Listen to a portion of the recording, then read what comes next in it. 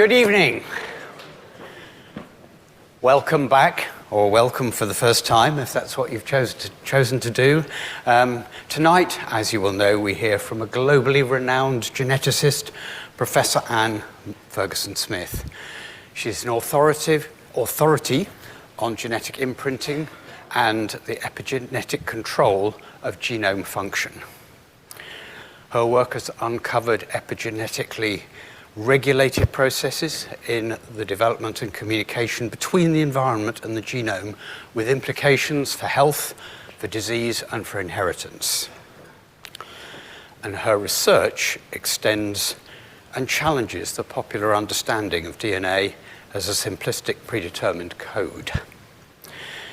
She is the Arthur Balfour Professor in Genetics here at the University of Cambridge, but at the same time manages to serve as the Executive Chair of the Biotechnology and Biological Sciences Research Council here in the UK for the government. She was, of course, previously a long-term member of the Genetics Department, where she remains active, and served as the Pro-Vice-Chancellor for Research and International Partnerships here in this university. She's a Fellow of the Academy of Medical Sciences and of the Royal Society, who awarded her the Buchanan Medal in 2021 for her pioneering work on epigenetics. And in 2023, she was awarded a CBE for services to medical research.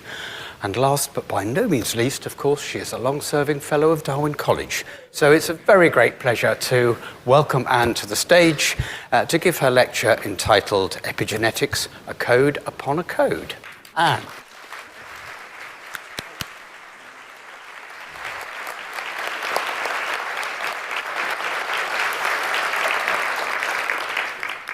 It's a real thrill to be doing this. Thank you so much for inviting me to do it. And this was not meant to be my starting slide, but actually you've all had a chance to have the undergraduate insight into to DNA, for those of you who don't think about DNA and genetics all the time. Of course, our DNA is a code. There's no question about that. It's a code made up of 4 bases, A's, T's, C's, and G's, which are transcribed into RNA. And that RNA then acts as a code for the protein synthesis that goes on in all our cells. It's a code because each triplet here, make sure I get this right, signifies or encodes an amino acid, and these run of amino acids makes up the proteins that are in our cells. But actually, what is epigenetics, and is it part of this code? The DNA strand that we saw there as the double strand is wound into a double helix, but of course that's a very long linear entity of 2 to 3 meters, and that's not what it looks like in the cell. In the cell, it has to be packaged into a 5 to 6 micron nucleus, and that packaging involves the winding of the DNA into a structure called chromatin, which is then bundled into these wonderful entities that are our chromosomes. And our genes are located in these chromosomes. But of course, this packaging this bundling is more than just trying to get a lot of material into a small nucleus. It's a highly regulated process. So the chromatin, which the DNA is wound into, is formed of a so-called string on a bead. The DNA sits around the outside and is wrapped around a histone core, an octamer of proteins that are called histones, and this unit is called the nucleosome. DNA is around the outside, and the histones in the inside have tails. And this organization is relevant for epigenetics. What is epigenetics? Epigenetics literally means above, on, or over our genetic material. I think of it, because I'm from Glasgow, as genetics with knobs on. It's literally what it is. And if you were to ask a dozen people what epigenetics means to them, what it is to them, you'd probably get a dozen different answers. So this is what it means to me. Epigenetics is really about our understanding of modifications to DNA and chromatin and their influence on genome function. And the kinds of modifications that we're talking about, these epigenetic modifications, are mostly modifications to DNA. DNA methylation is the predominant one, although there are other modifications that we know less about. But in mammals, methylation is the main modification of DNA that we think about in the context of genome function. And the tails that I told you about on this in this histone core also carry post-translational chemical modifications that influence how this packaging can happen. The process is regulated by enzymes, by proteins that either write these marks onto these entities. They also, proteins such as transcription factors and other players within the nucleus read these marks, but these marks can also be erased by enzymatic factors. So, a little bit more about these knobs, a little bit more about DNA methylation. DNA methylation in mammals usually occurs around at the cytosine base in a CG dinucleotide. This is the pyrimidine ring, the 5-carbon position, which has a methyl group put on it. So methylcytosine is often called the 5th base because it's intricately and intimately part of that base. Not all cytosines are modified, but actually most of them in a CG context, except in a few places, are modified. So I think it's easier to think about methylated cytosine as a default state, except in places where it can't get methylated. Now, the histone modifications are usually written onto the tails of histones, although some of the regions in more of the body of the histones do get modified as well. And they form, they come in different flavors. There is acetylation, which is often associated with activating histones, methylation, and there's some phosphorylation, ubiquitination. This is an old slide. There's actually a few more modifications to histones that we know about now. As I said, other base modifications do exist, particularly in other organisms. They're less common in mammals and less well understood. So what do epigenetic modifications do to our genome? Well, I think epigenetic modifications predominantly evolved to do 3 things. The first thing is to contribute to the functional architecture of our chromosomes, and that's shown here on this slide here. So what you see, this is a set of mouse chromosomes, and they've been painted with an antibody against a histone modification, lysine 9, a methyl lysine of histone H3. And you can see that it's painting these tips of the chromosomes. These are the centromeres of these mouse chromosomes. And the presence of this repressive modification is really important for the ability of those centromeres to work properly when the cell needs to divide. So early in the late 90s, mid to late 90s, researchers mutated the writer, the enzymes that put this methylation on this histone, and what they found was that the chromosomes didn't segregate properly, the centromeres didn't work properly. So that's an example of how these epigenetic modifications are so important for the architecture of our genetic material to enable it to be properly segregated into the daughter cells during cell division. Another key thing that epigenetic modifications evolved to do are to silence so-called repetitive elements in our genome. Now, only 1.5% of our DNA actually codes for proteins. The rest of it is regulatory or does nothing, or more than half of it actually is repetitive. Pieces of DNA, that some of which look like viruses actually, that repeat themselves over and over again, many of which have the properties to mobilize within the genome and sometimes create some havoc. It's very important that processes have evolved to target and silence these elements to make sure that they're not accessible to any of the proper proper nuclear functions of the cell.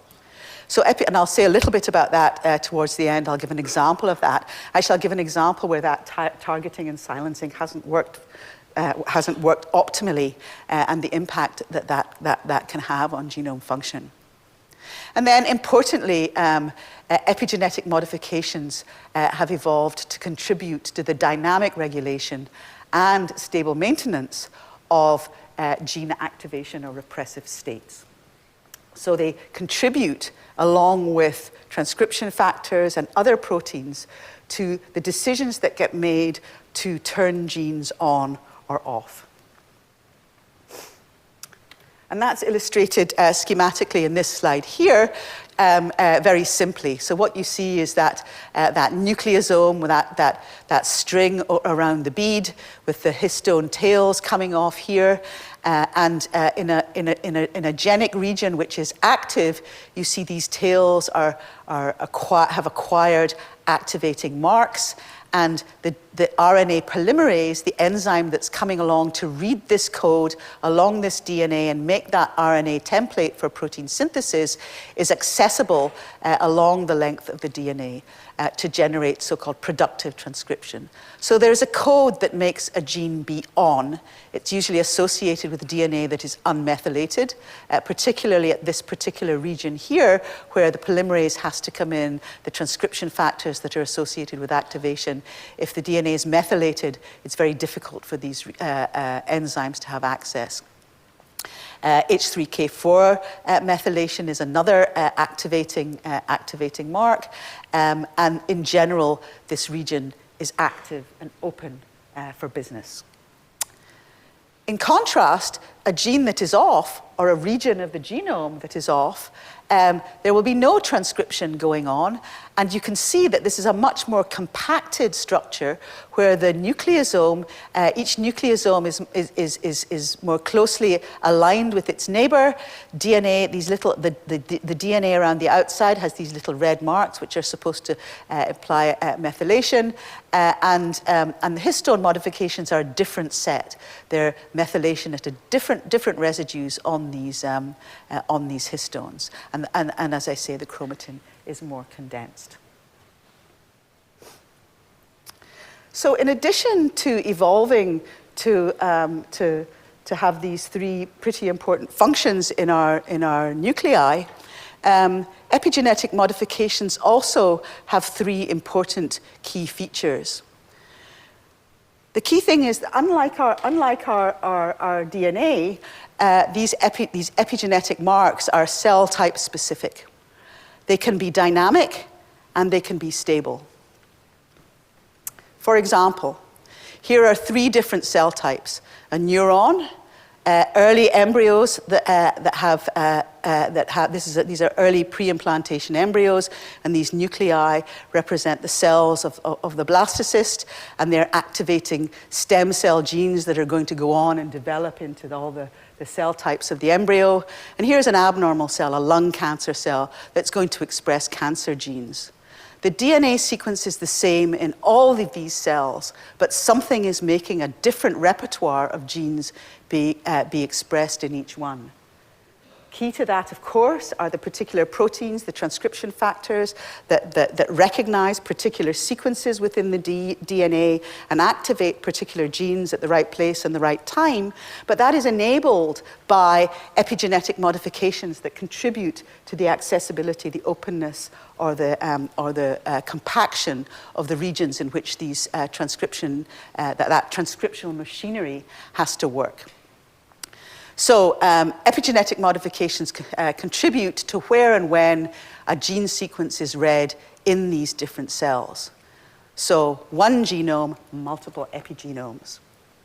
So what does this actually look like? So here is a neuron, a brain cell, and these are two two of the same regions of DNA, which in a neuron have a differential behavior compared to, for example, what you see in a cardiomyocyte in a heart cell. Brain genes need to be on here. Those brain genes are open. They have accessible, they have a histone modification code and are generally under DNA methylated in order that those brain genes can be turned on. Yet in a cardiomyocyte, those brain genes will be more compacted and the regions that contain the heart genes will be accessible to transcriptional machinery. The second key feature that I wanted to share with you about epigenetic modifications is this very important property of DNA methylation.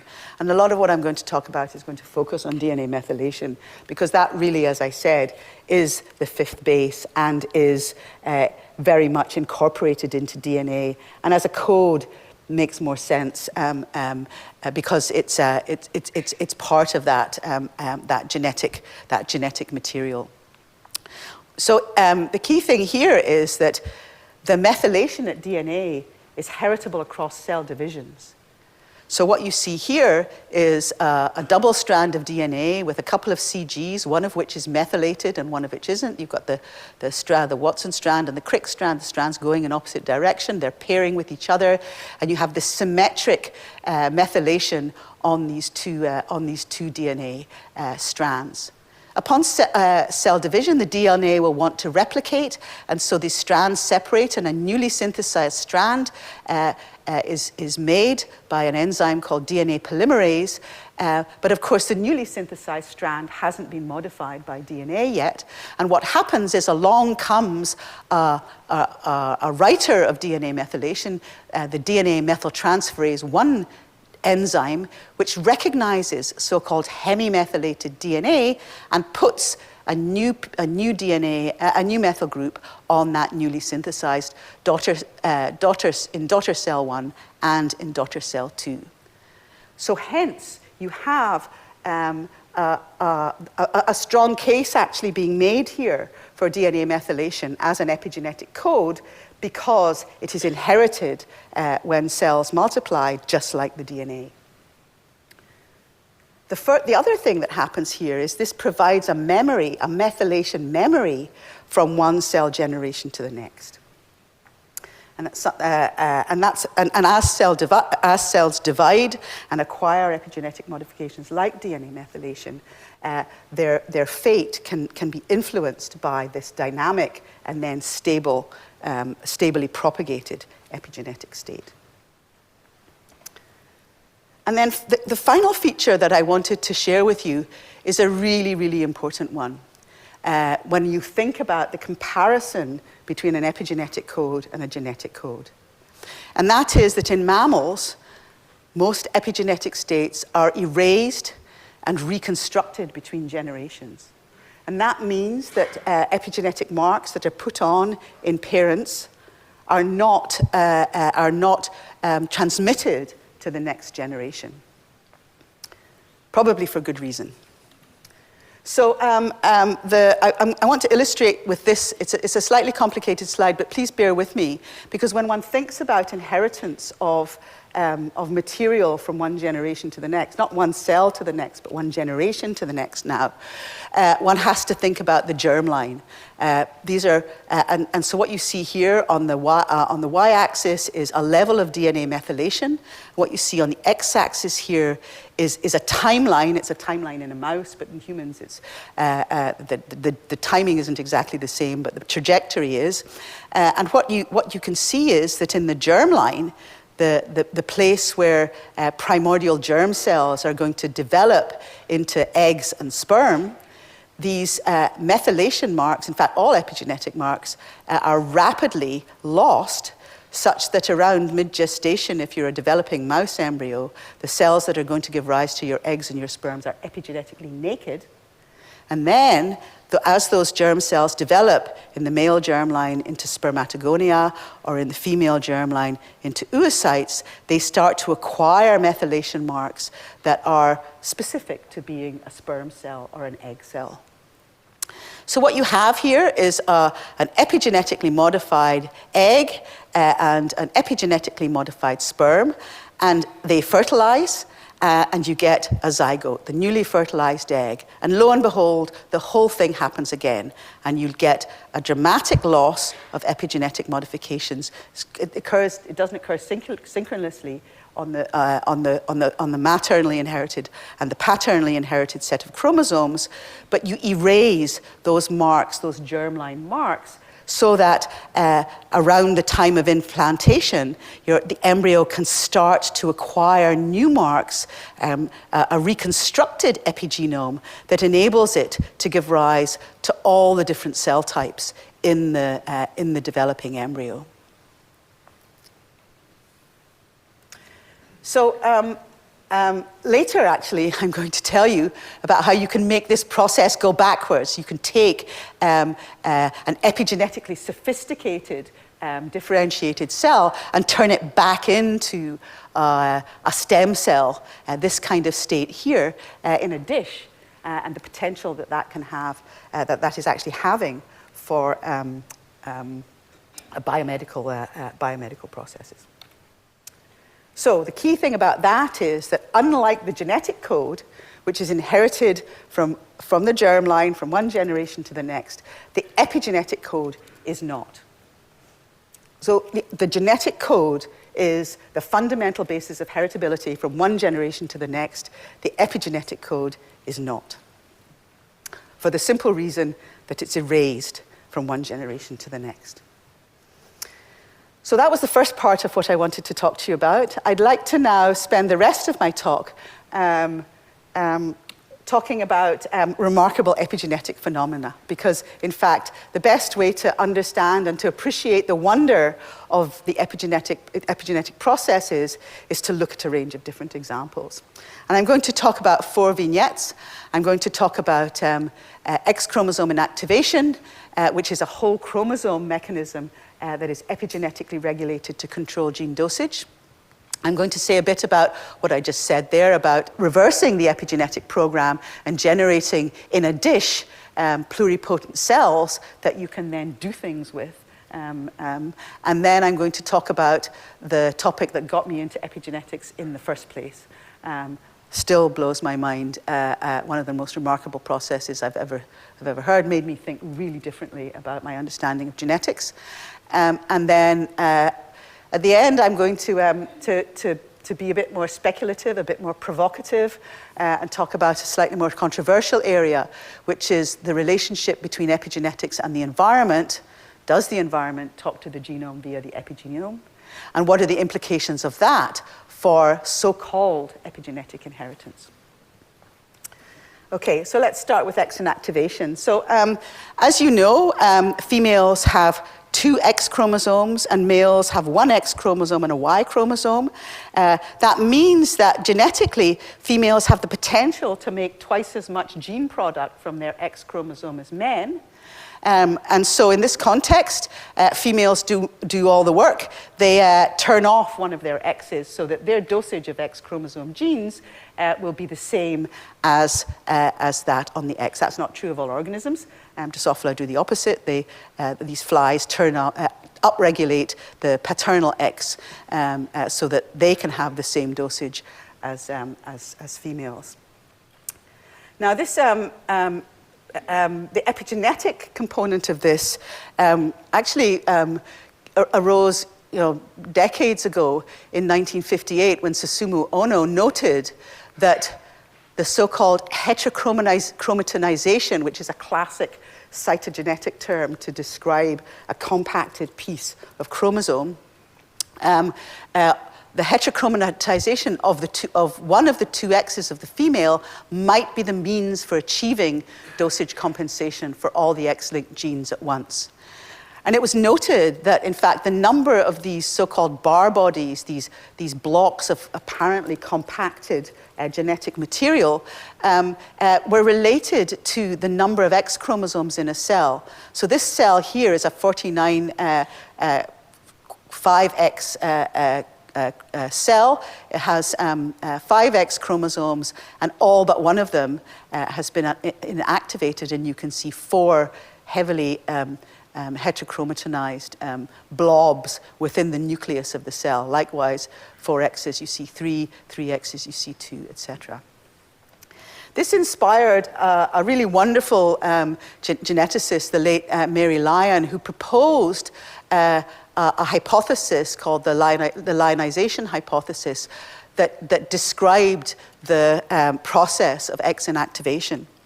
It had 3 parts. The first, she proposed that this so-called heteropyknotic X, this condensed X, is genetically inactive.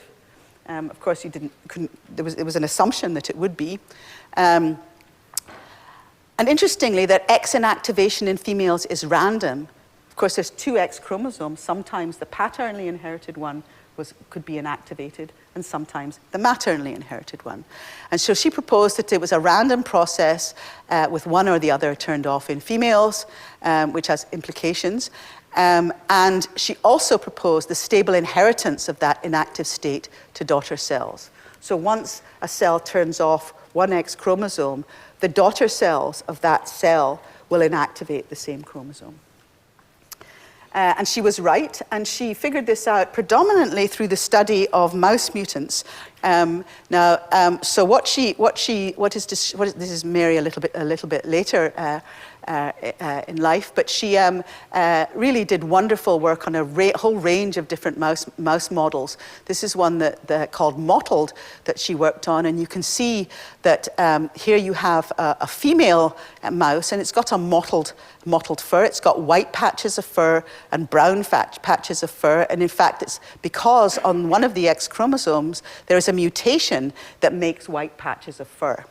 And so when you inactivate the mutant chromosome, the one that carries the mottled mutation, you only get the cells that derive from that inactivation process have brown patches. But sometimes if you inactivate the brown carrying X chromosome, you see patches of white. And so this mouse is a mosaic of brown and white patches because it's randomly inactivating one or other of the X chromosomes.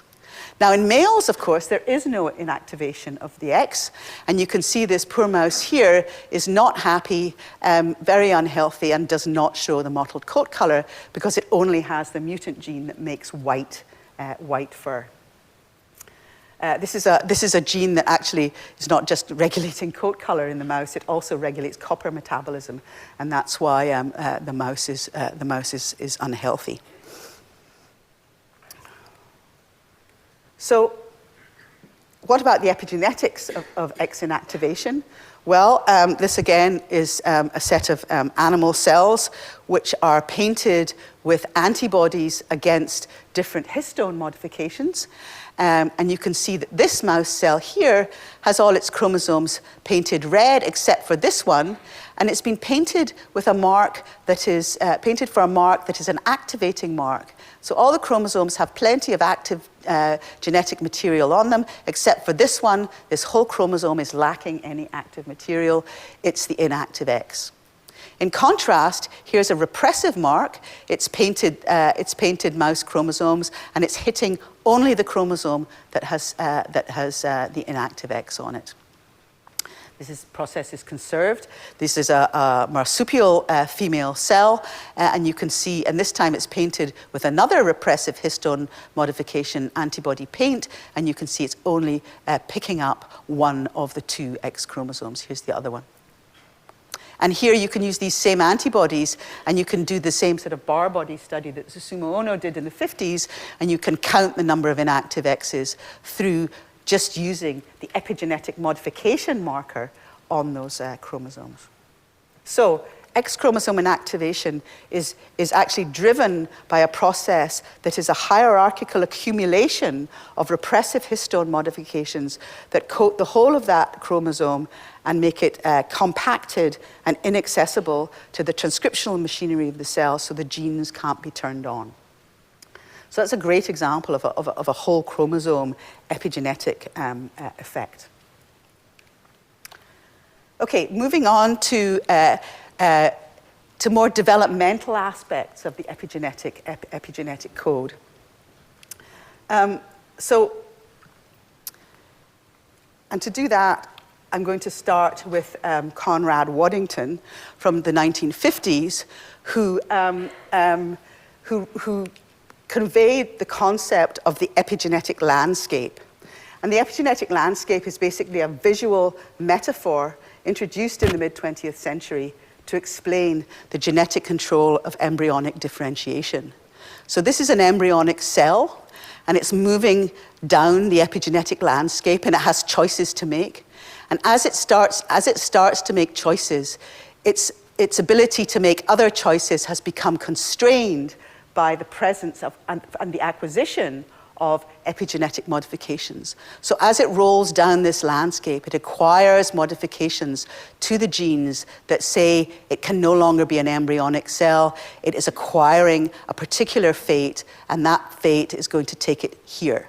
It might make a choice that will result in a different epigenetic outcome, and it will end up with a different fate here. So during development, the cell is making different choices, taking only one of several possible paths, becoming more dynamically more restricted through the acquisition of an epigenetic program as these embryonic cells journey from their stem cell state into a more constrained cellular fate. So the underlying DNA is not changing, but the epigenetic modifications, the epigenetic code that is sitting on it is. So this epigenetic journey actually can be reversed. Waddington didn't know this, but I wanted to say a little bit about more contemporary aspects of stem cell biology and the importance of reversing an epigenetic program in order to manipulate and generate developmental outcomes of biomedical relevance. So in 2012, Shinya Yamanaka got the Nobel Prize for Physiology and Medicine for taking adult cells whose fate had been defined, of known fate, and treating them with a whole range of different factors until he found a combination, a cocktail, that turned those adult cells into so-called induced pluripotent stem cells. So he'd reversed that epigenetic program in a dish through playing with different culture conditions, adding different factors in order to reverse the epigenetic program. It's not a very precise process. I think of it actually as taking a blowtorch to your epigenome, actually, because you end up selecting for cells that are able to do this. But when you have this population of cells, the sorts of things that you can do with them is quite remarkable, especially since these can come from a particular individual or a particular patient, particular people with particularly defined genotypes that you want to study, and you want to study the developmental processes in a dish. So, as I say, Shinya got and these cells are able then, after being treated with particular growth factors or other proteins, to differentiate down a whole range of different pathways in the dish to give rise to the different cell types that you might be interested in studying. So, Shinya shared the Nobel Prize with our own John Gurdon from Cambridge, because Shinya's work had built on pioneering work by John Gurdon, who had shown that you could actually reprogram an adult differentiated cell by injecting it into the milieu of an egg. That milieu where the stem cells are all arising and dividing from is a rich milieu for initiating the process of development, and in this instance, he was able to. It's so rich that it was able to turn the fate of an adult cell backwards into its stem cell origins. So they shared the Nobel Prize in 2012, as you know. Also, this work built on other work in other organisms. John's was work on amphibians, but actually Dolly the sheep, the cloning of Dolly the sheep was through the reprogramming of a mammary gland cell nucleus into an injected egg. And I mention that because it was work that was done by a team in Edinburgh funded by the BBSRC, so I just thought. And we're celebrating our 30th anniversary this year, and we'll be celebrating the cloning of Dolly the sheep as part of that.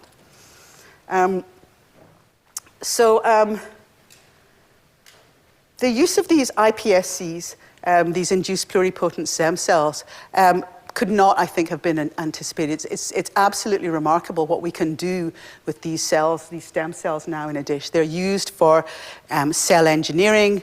One can manipulate these cells, mutate genes. You can take these cells and use them for therapeutic purposes. And in particular, they have been successfully used in the treatment of some retinal diseases like macular degeneration. And in fact, just work published this year reported a really promising clinical trial, the results of a 1-year insulin independence in a type 1 diabetes patient, where these induced pluripotent stem cells had been differentiated into pancreatic islets and tucked into the abdominal musculature of the patient, and were able to synthesize insulin, secrete insulin. And after 4 months, the patient was insulin independent. The induced pluripotent stem cells in this instance actually were generated not by special reprogramming factors, various transcription factors, but actually in a chemically induced way. So now researchers can use chemicals to reprogram a differentiated cell, reprogram the epigenetic state of a differentiated cell into a stem cell. Anyway, lots of things you can do: gene therapy, disease modeling, drug screening. A very exciting prospect going forward. When I was a graduate student and I was trying to think about what I wanted to do next, I read an article on this remarkable process called genomic imprinting, and decided that I wanted to work on epigenetics. And so I'm going to tell you about this. It still is a process that blows my mind. It's just to remind you that upon fertilization, the embryo inherits one set of chromosomes from mum, one set of chromosomes from dad. But really, I just wanted to remind you that the chromosomes that are in the slides that I'm going to show you, the blue ones are the ones that came from dad, and the red ones are the ones that came from mum. They came from the egg and the sperm. And in 1984, Azim Surani, who is also here in Cambridge, and Davor Salter independently discovered the process of genomic imprinting. And this is the experiment that they did. They took a newly fertilized mouse egg. This is called a zygote, and it has in it a bundle of chromosomes from dad and a bundle of chromosomes from mum. This came from the sperm, and this came from the egg. And at this point, they're still in sort of little bags. And what they did was they either removed the male, they're called pronuclei, removed the male pronucleus and replaced it with a second female pronucleus from another zygote.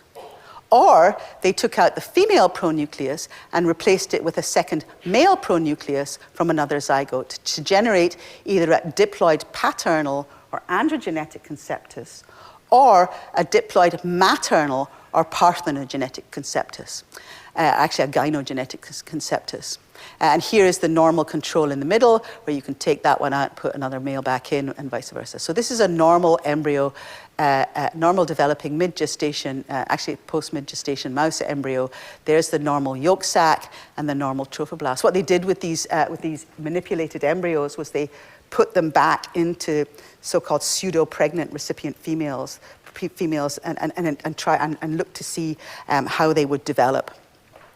So the control embryos developed normally. This is what you would expect with sort of tissues that are going to give rise to the placenta, and this is the lovely, nicely turned, morphologically normal embryo. The diploid maternal one, however, the embryo was really, really small and couldn't make a placenta. And the diploid paternal one, the embryo, actually you rarely saw an embryo at all. This is a very rare specimen with maybe 3 or 4 somites are called, is how you stage these embryos. But it's a very early developmental embryo, but it's making a mass of extraembryonic trophoblast. So this was quite surprising, quite unexpected, because actually it told us that if you're a mammalian, for mammalian development, just being diploid was not enough. Just having two sets of chromosomes, 46 or well, it's actually 40 for a mouse, 2 lots of 20 is not enough.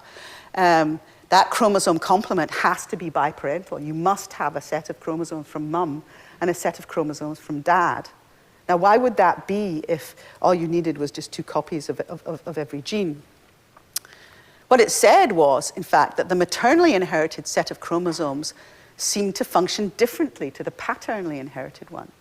Now, that's not what classic genetics, classic Mendelian genetics told us. The maternally and paternally inherited chromosomes seem to know where they came from. They seem to know that they were maternal or paternal, and they seem to remember their parental origin. And because these are mice, these are inbred strains of mice, these pronuclei are not that genetically different from each other. It's not genetic inheritance, but some kind of non-genetic memory in the egg and sperm that was coming in from the previous generation and saying to the chromosomes, you came from an egg and you came from a sperm and you're going to do different things. So that just blew me away. I just thought that was quite remarkable. We didn't know much about epigenetics then, and I was a budding molecular biologist who was quite interested in understanding what was different about the 2 parental chromosomes. I should say that this process is called imprinting, and it's conserved in humans. This is a human androgenetic conceptus. It's a complete hydatidiform mole, just like the mouse. It has a diploid paternal 46XX karyotype, actually. It's a malignant mass of excessive trophoblast proliferation, and there's no embryonic component in this. And similarly, a germ cell tumor of the egg, which represents the parthenogenetic outcome, is usually benign. It's a sort of dermoid cyst, and it contains embryonic tissues, tissue lineages such as bone lineages, hair, teeth, but no extra embryonic cells. And that's 46XX with 2 maternal chromosomes. So imprinting is conserved. But what does this really mean at the molecular level, at the epigenetic level? What's going on these chromosomes? So here is a schematic of the experiment that I just showed you. Here is a set of chromosome, a representative chromosome that came from the sperm, a representative chromosome that came from the egg, and you have the bimaternal parthenogenetic or gynogenetic one, and you have the bipaternal or androgenetic one. And what you can see here is that for most genes behave like this one down here. They're either both on the 2 chromosomes or both off. But there's a set of genes, a small set of very special genes called imprinted genes that are only expressed from one of the 2 parental chromosome homologs. Even though the genes look the same, the signals for binding transcription factors are the same, they are genetically pretty much the same, but only one is on and the other one is off. The transcriptional machinery of the cell somehow only activates this one, always this one, and never this one. And here's another one next to it that's doing the opposite. So therefore, in the andro and parthenogenetic conceptuses, you're making the wrong dosage of these genes. You're either making a double dose of gene A or none of gene B. And that's why these embryos don't make it to term. They fail early in development because they can't make the right gene dosage.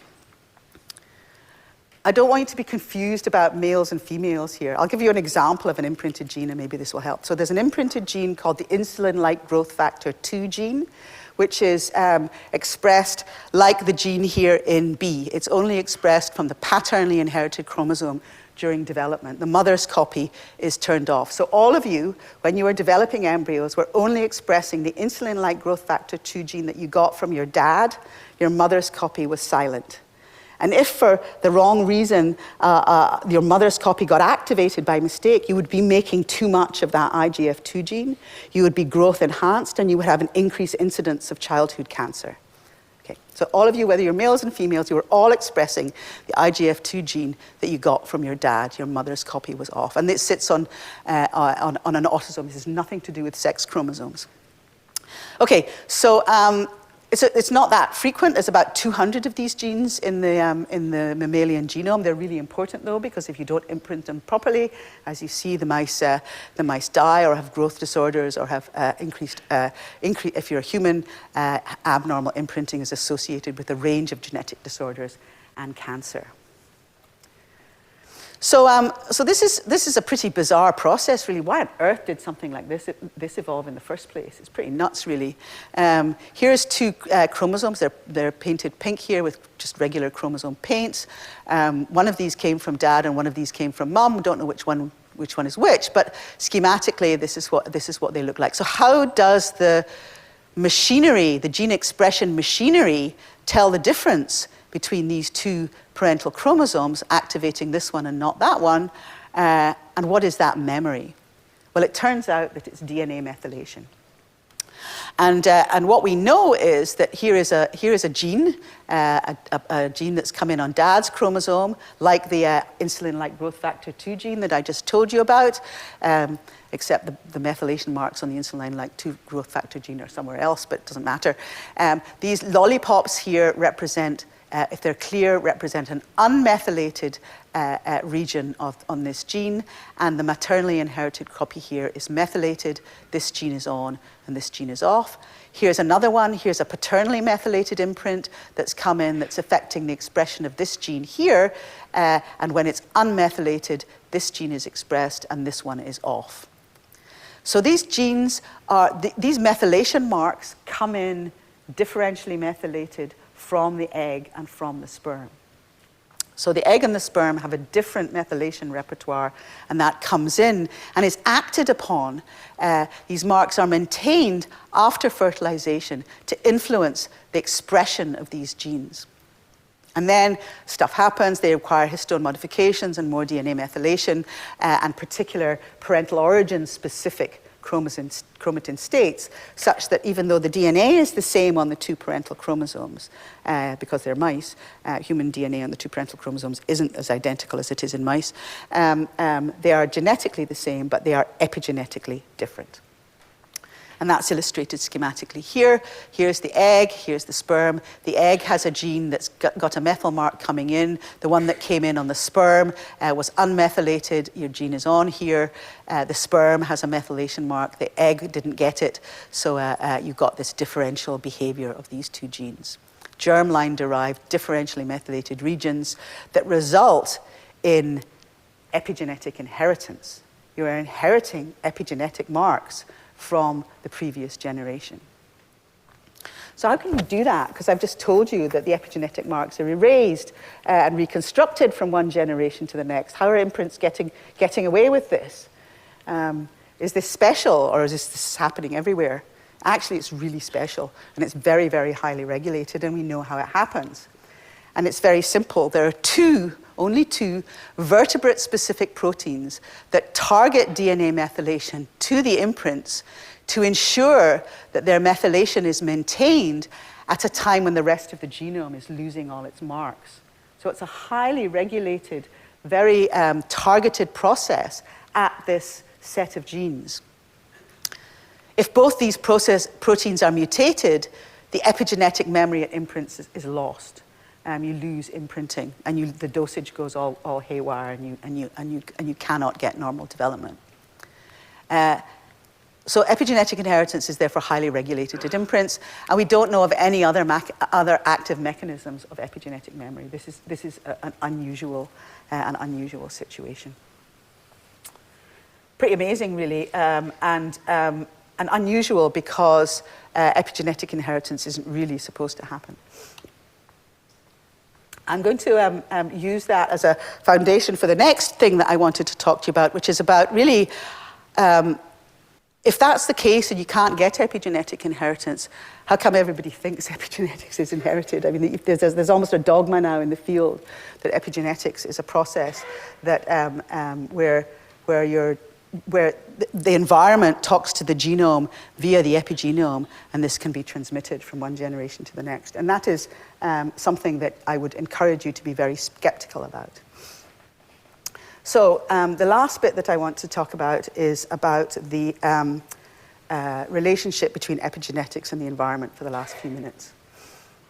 So, as I said, there is a sort of dogma emerging that the environment causes changes to epigenetic states that influence genome function and result in adverse outcomes. We know, of course, that there are gene-environment interactions, but really, to what extent do we understand the mechanism of this, and how much of this is epigenetic?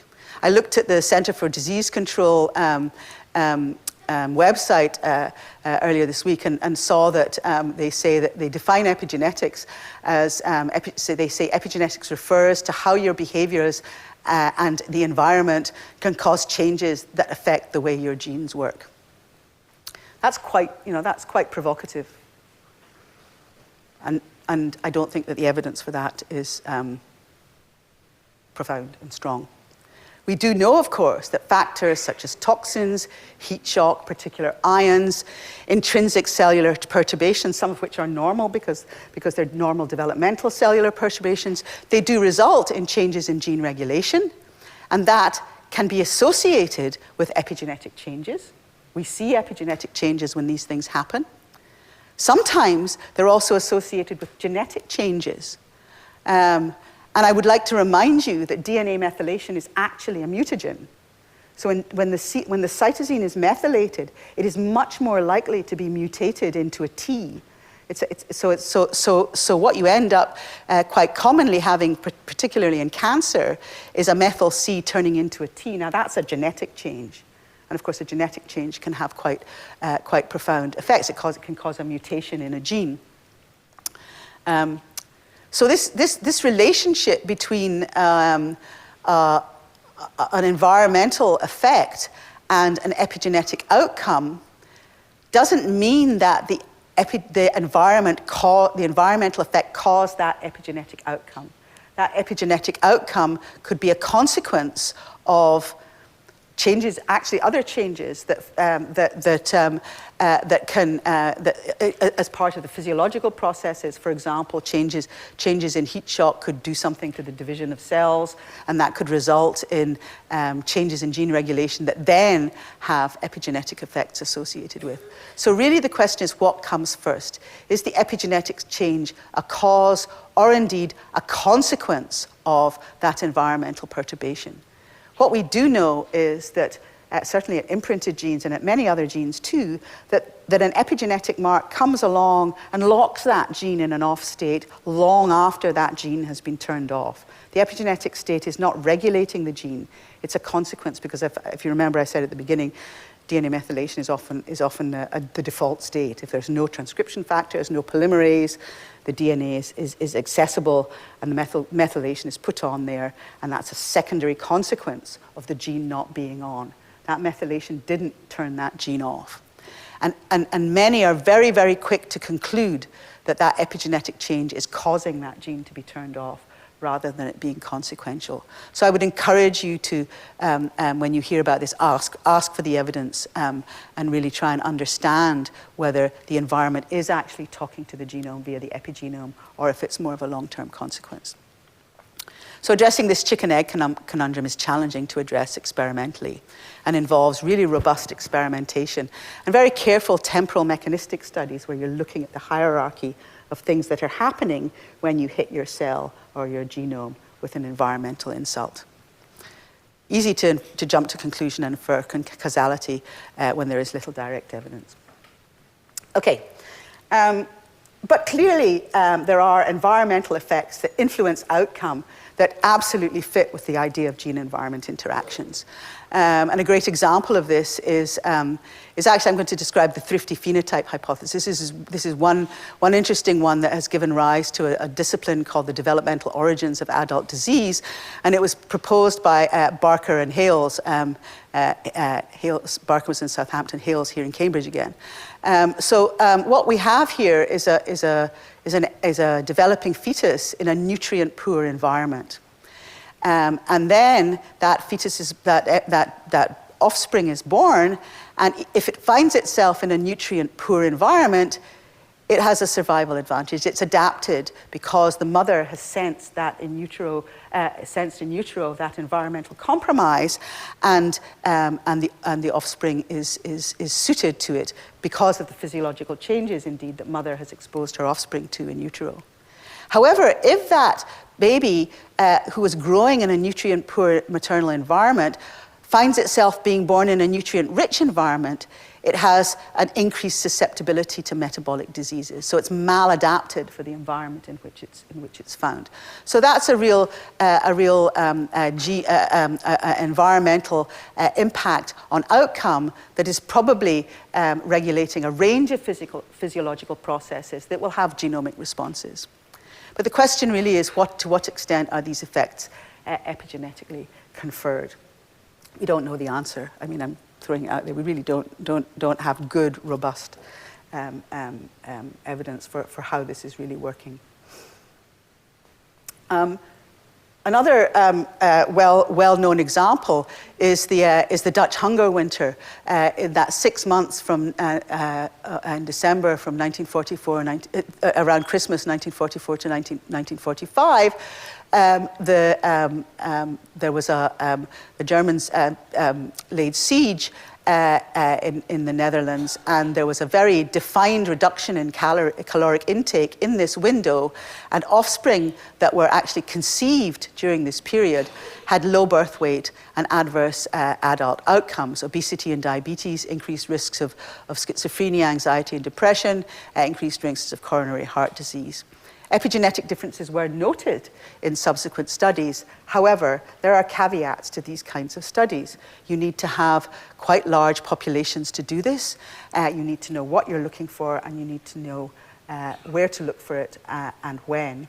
And furthermore, most inter-individual genetic differences in people, because we're not all genetically identical, make it very difficult to quantify environmentally induced epigenetic changes, either within or across generations. Most epigenetic variation is genetically conferred. I told you about C to T transitions. When you lose your CG and it's turned into a TG, you can't methylate this anymore. So it looks like you've lost methylation, but actually you haven't. You've changed the genetic code. It's not an epigenetic change, it's a genetic change.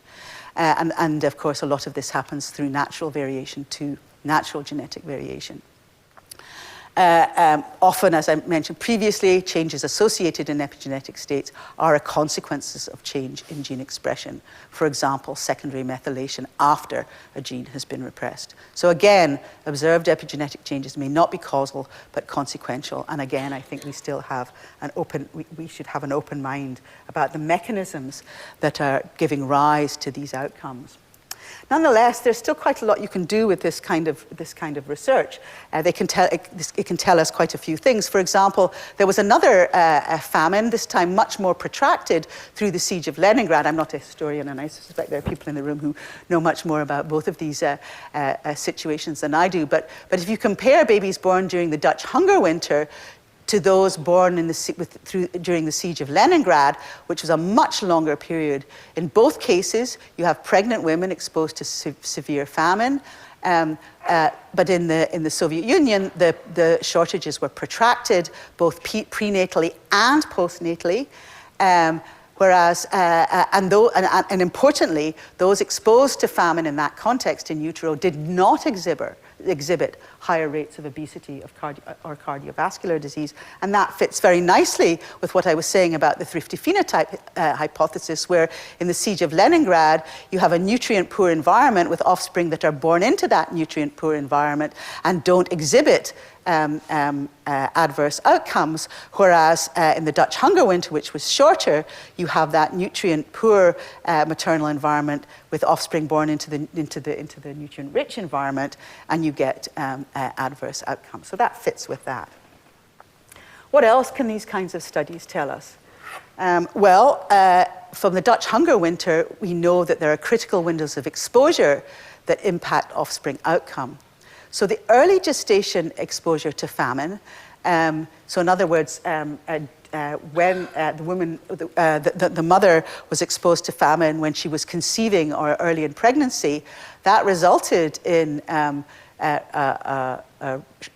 low birth weight that actually caught up to normal birth weight, but that resulted in elevated obesity, altered lipid profiles, and increased cardiovascular outcomes. Whereas later gestation exposures, in other words, the famine started when the woman was already pregnant, resulted in babies born small, but actually the better outcomes. You didn't have the same kind of obesity and metabolic defects.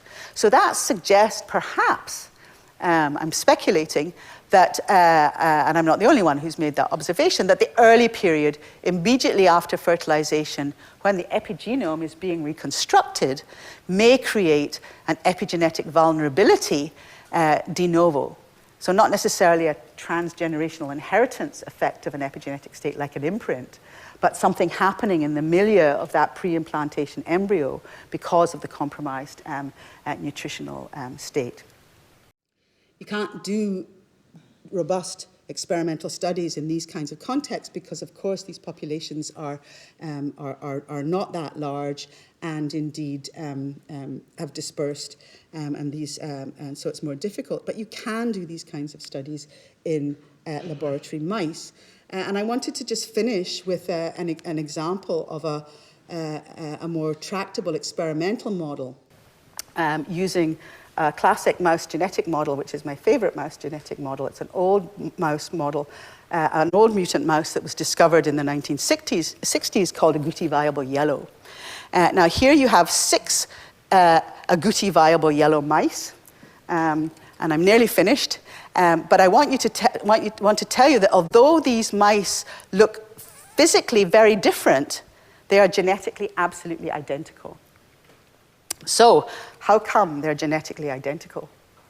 Well, the coat color difference is caused by a methylation difference at a repetitive sequence. Remember I told you that repetitive sequences in the genome are targeted by the epigenetic machinery. This one has been targeted properly, it's got fully methylated, and you've got normal expression of this coat color gene in a normal brown mouse. But here, you've got the failure to methylate, you're getting extra expression from the wrong place of this gene, and the mice are yellow. So an unmethylated repetitive sequence is driving the overexpression of this coat color gene, making these mice yellow. And these mottled ones in between have different levels of methylation at this particular repetitive sequence. So this just shows, this is the methylation level. The pseudo-agouti, the brown mouse, has high methylation. The yellow mouse has low methylation. The mottled mice have a bunch of different methylation levels in between. But interestingly, this mouse has high methylation in all its tissues. This mouse has low methylation in all its tissues. And these mice have the same level of intermediate methylation in all their tissues. So that says that these different methylation levels are probably being set very, very early on after fertilization. In that milieu of the egg, where I said all this good stuff can happen, and describe the erasure and reconstruction of epigenetic states.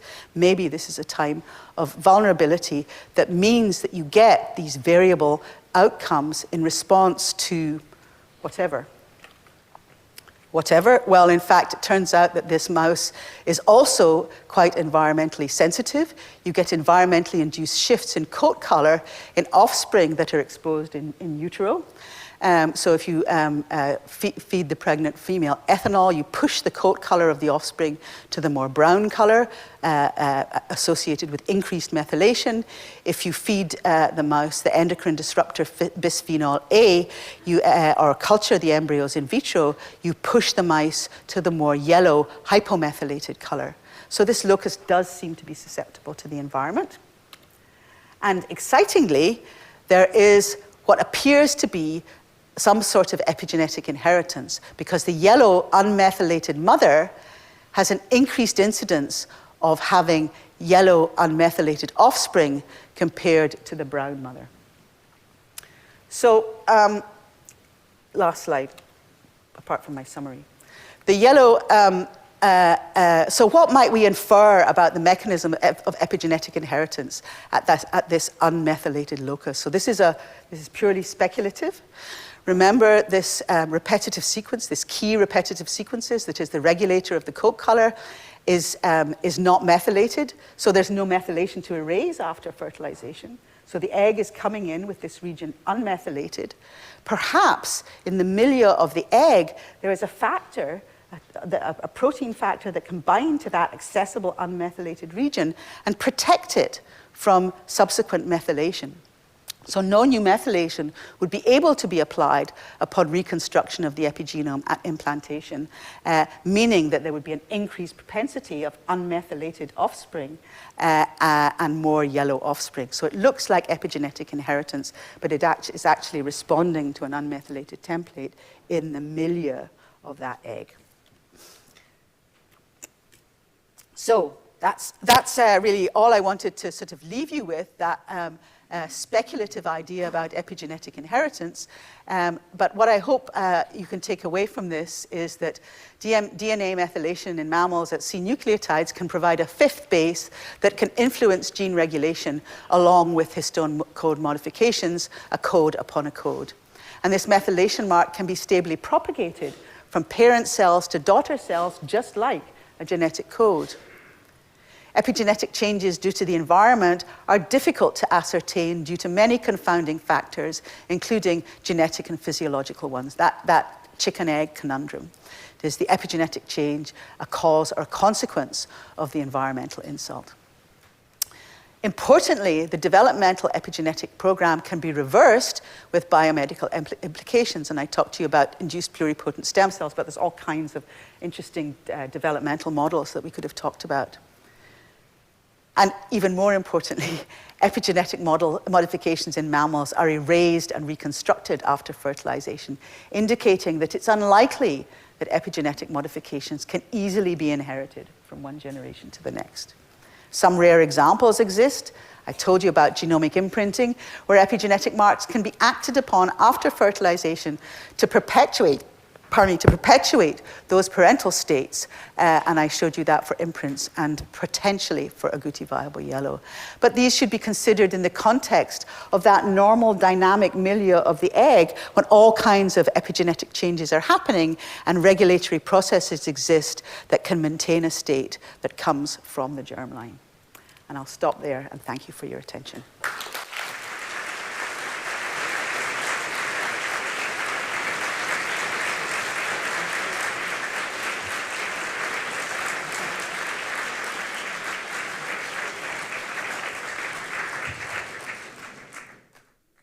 Thank you very much indeed, Anne. That was superb. I know people are going to leave. Just before you do, let me please say, well, for me anyway, Anne's talk demonstrated beautifully how a deep understanding of what you call genomics with knobs on, or epigenetics, epigenetic codes, has transformed our ability to advance the whole biomedical sciences with enormous implications for our health, well-being, and maybe even our survival. So thank you very much. That was terrific.